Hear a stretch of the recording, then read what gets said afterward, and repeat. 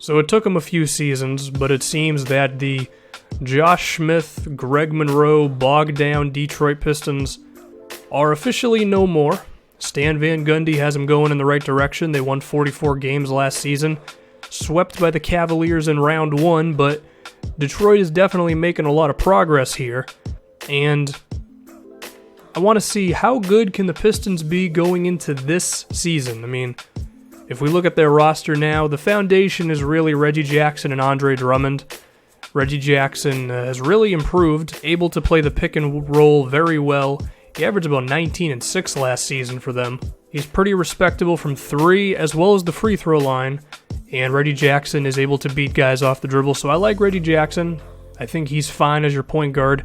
And then Andre Drummond, I mean, he's got all the potential in the world. He's pretty much mastered the run, jump, and dunk portions of his game, one of the best pick and roll players in the NBA. Of course, the guy's going to catch 2 or 3 lobs every single night, going to grab almost every single rebound, as he averaged, 15 or 16 last season?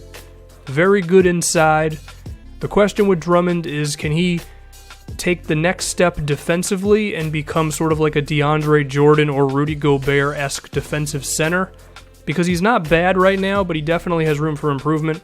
And can his post-up game keep on improving, because he made progress this year. He's not going to be a DeMarcus Cousins-esque dump the ball into the post every possession kind of guy, but he's getting there, so hopefully he can improve on those areas of the floor.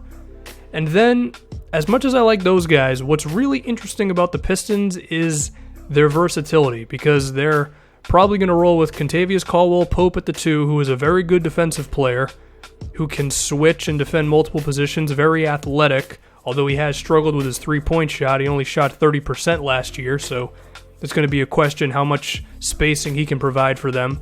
They acquired Tobias Harris, who fits the mold as well, and Tobias, there have been questions about his defense in the past. I feel like with his frame and his height, he can really be someone who can defend multiple positions. I think under Stan Van Gundy, Tobias can improve there. Marcus Morris fits the similar mold. He can switch on certain pick and rolls. He shot 36% from 3 last season, so he can stretch the floor for you. He also is capable of scoring inside, although it's not like he's going to attack the rim every single time he's in there.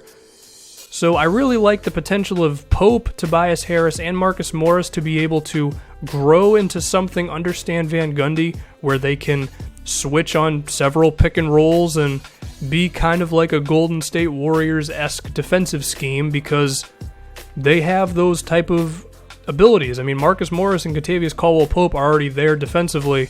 Tobias Harris needs some work to do, but I think the potential is there for him. And then off the bench, you have Stanley Johnson as well, who's already a really solid defensive rookie. So if you surround the Andre Drummond and Reggie Jackson pick and roll with a bunch of defensive players who can defend multiple positions, and then also, hopefully, contribute on offense, because Tobias Harris, since being acquired by the Pistons last season, he averaged about 17 points, he shot 47 from the field, and he also shot 37% from 3. All he needs now is the defense, and that's a huge get for Detroit. Kentavious Caldwell-Pope, like I already mentioned, a very good defender, got to work on the three-point shot. I really like Detroit's versatility here.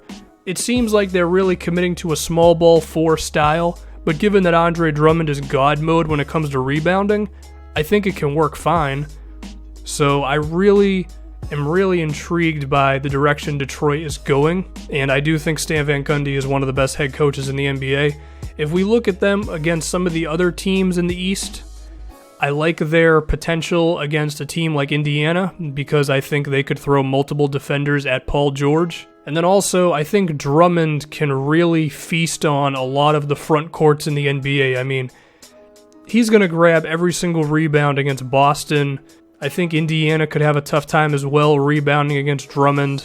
I mean, if we assume Miles Turner is the starting center now, when he really started getting minutes for Indiana, he was averaging about 6 or 7 per game. Again, Drummond averages about 15, so that's going to be tough for them. I actually think Toronto could be the one team in the East, besides Cleveland, of course, because they're the Cavs, who wouldn't allow Drummond's rebounding to kill them that much. Valanciunas is pretty damn tough down there, and Sullinger is a nice rebounder as well, so I think they'll be able to manage it more than other teams in the East.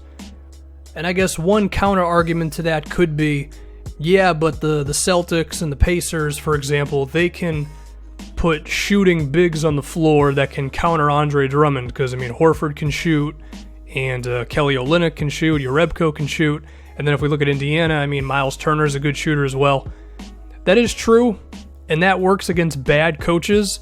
Stan Van is one of the best head coaches in the NBA, and if Brad Stevens puts Kelly Olynyk or Jonas Jerebko in the game, Stan Van is going to make him pay for it on the other side of the floor, because he's going to bully those guys up. And then not only that, but I mentioned again Detroit's versatility when it comes to defense. Like, you could have either Tobias Harris or Pope or Marcus Morris or Stanley Johnson. You could have one of those guys defending the shooting big, and then chances are both of the big men in the game are not going to be able to shoot, so then Drummond can just go to the other guy. It's like the Pistons have a lot of options, and they have a great head coach, so I think they're going to be really good. And I guess if I want to look to the future here a little bit, I think if the Pistons really want to try something at the trade deadline, maybe acquiring a scorer off the bench. I don't know who's going to be available, but besides that, I like a lot of things with this Pistons team. The Reggie Jackson, Andre Drummond pick and roll is real. Drummond keeps on getting better with his posting up and hopefully his defense.